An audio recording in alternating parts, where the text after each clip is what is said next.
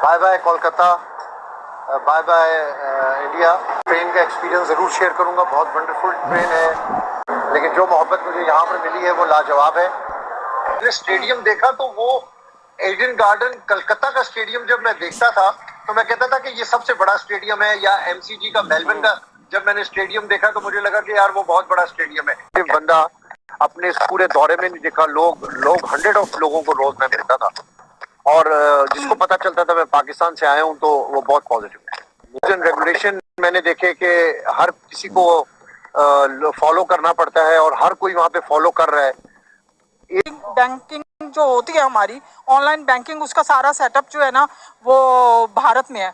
और हम जब फ़ोन करते हैं ऑनलाइन बैंकिंग में, कोई भी ऑनलाइन हमें कोई प्रॉब्लम होती है, एक्टिवेशन करनी है या अपने कार्ड के बारे में इंफॉर्मेशन लेती है, तो हमारी सीधी जो कॉल है वो भारत जाती है। जर्नलिस्ट हिंदुस्तान जाता है और बड़ी तारीफें करता है, कहता है कि भाई हम हिंदुस्तान से तकरीबन 50 साल पीछे हैं डेवलपमेंट के लिहाज से, और अंकल कह रहे हैं कि हम हिंदुस्तान से आगे हैं। थोड़ा सा मुआवजा कर रहे हैं, कंपैरिजन कर रहे हैं इंडिया से, क्योंकि ट्रेड होती थी, सब्जियां वहां से आती थी, अब ट्रेड नहीं होती। क्या कहना चाहेंगे यहाँ पे जो उनसी छोटी छोटी चीजें हैं, मतलब अगर हम किसी भी चीज की बात करें, बैंगन की अगर बात कर लें, कद्दू की बात कर लें, तो वो हमें जिस क्या रेट पे मिल रहा है, वहाँ पर बहुत सारी बेहतरी नजर आई लोकल लेवल के ऊपर।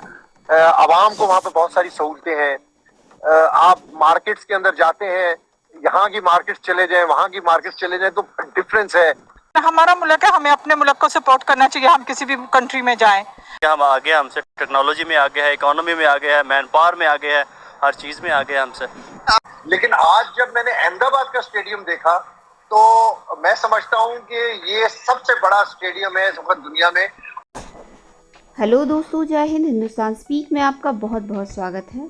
तो फ्रेंड्स, एक पाकिस्तान से जर्नलिस्ट आया हुआ है जो कि बताया जा रहा है कि स्पोर्ट्स जर्नलिस्ट है और यहाँ पे वर्ल्ड कप कवर करने आया था, और अचानक से उसने भारत की तरक्की और यहाँ की टेक्नोलॉजी, यहाँ के जितनी भी छोटी से लेके बड़ी टेक्नोलॉजी हो, चाहे वो ट्रांसपोर्ट हो, चाहे वो ट्रेन हो, चाहे वो बिल्डिंग्स हो, या यहाँ पे उसने वर्ल्ड कप कवर किया था, उसमें जितने भी स्टेडियम्स वगैरह हो, सबको देखकर इतना ज़्यादा सरप्राइज है और उसकी आंखें एकदम फटी की फटी रह गई ये सारी चीज़ें देखकर, जो कि शायद जाते हुए उसने वीडियोस भी डाले हैं जिसमें वो बहुत ही ज़्यादा इमोशनल है, भारत का प्यार देख के, रिस्पेक्ट देख के, कि यहाँ के लोगों की कितनी ज़्यादा कदर और रिस्पेक्ट करते हैं।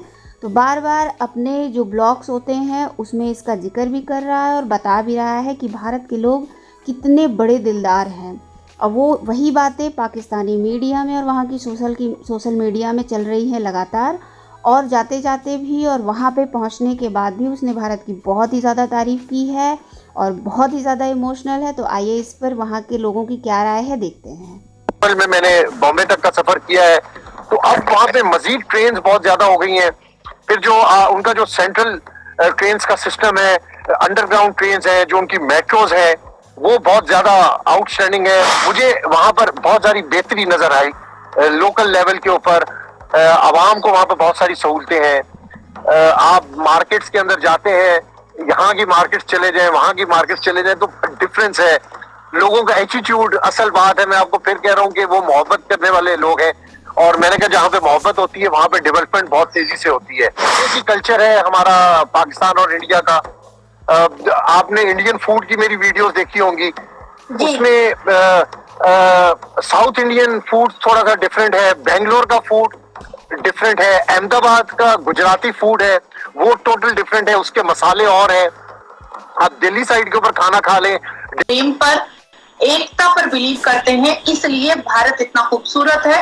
और भारत की प्रशंसा, भारत की खूबसूरती की तारीफ सिर्फ आपके पाकिस्तान का कोई जर्नलिस्ट नहीं, बल्कि ये पूरी दुनिया इस भारत की तारीफ करती है। 82.7% सनातनी है भारत में। और मुझे अभी अटल बिहारी वाजपेयी जी की एक स्टेटमेंट याद आ गया, जब उनसे बहुत बड़े इंटरनेशनल लेवल पर ये पूछा गया था कि आप भारत को आप किस नजरों से देखते हैं और क्या मुसलमान भारत में सेफ हैं।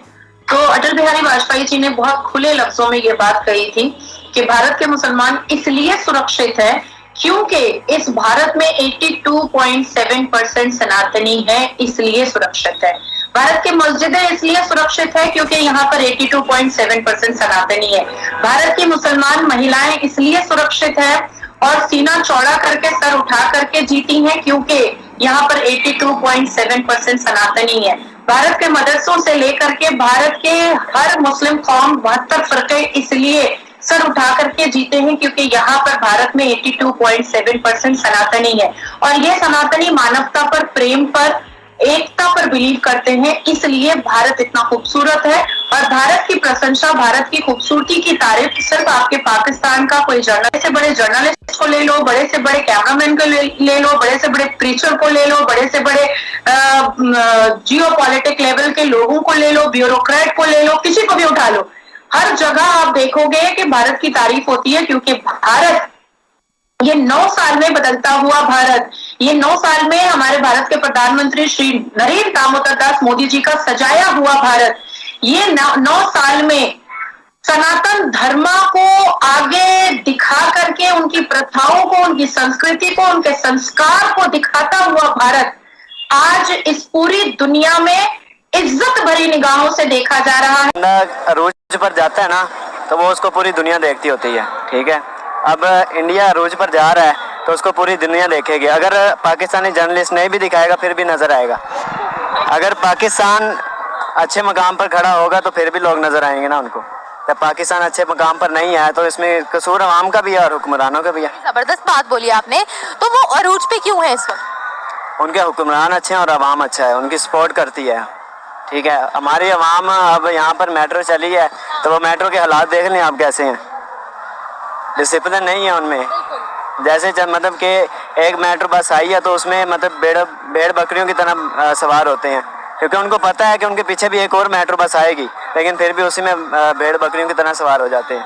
सब्र नहीं है ना, डिसिप्लिन नहीं है। डिसिप्लिन नहीं है इनमें। आप एग्री करते हैं? जी बिल्कुल राइट कह रहे हैं भाई। अच्छा मुझे ये बताएं कि हम तो बोलते हैं वहाँ पर बाथरूम नहीं है, वहाँ पर गुर्बत बहुत है, वहाँ पर बड़ा जुल्म हो रहा है मुसलमानों पर, वहाँ पर तरक्की कोई नहीं है, तो हमारे खुद के ही जर्नलिस्ट इस बात को गलत साबित कर रहे हैं अब वहाँ जाकर, क्योंकि उन्होंने वीडियोस भी वायरल की हैं, वहाँ की तरक्की की, उनका रेलवे सिस्टम दिखाया, उनकी बाइक्स दिखाई हैं, उनकी सफाई दिखाई है, डिजिटल इंडिया को दिखाया। तो इस बारे में आप क्या कहते हैं? ये 2 बातें हैं, ठीक है। एक तो है कि इंडिया की तरक्की और दूसरी तरफ आती है कि मुसलमानों पे जुल्म हो रहा है वहाँ पे, ठीक है।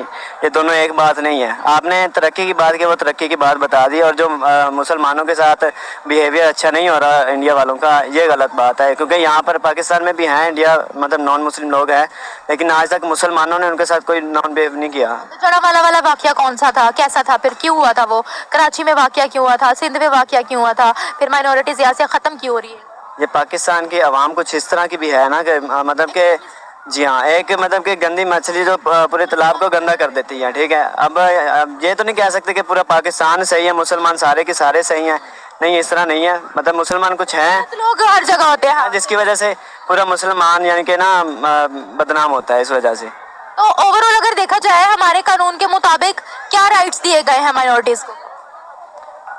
मतलब कि इसमें जो है नॉन मुस्लिम लोग हैं उनको अपने यानी कि जो कल्चर है उनको जीने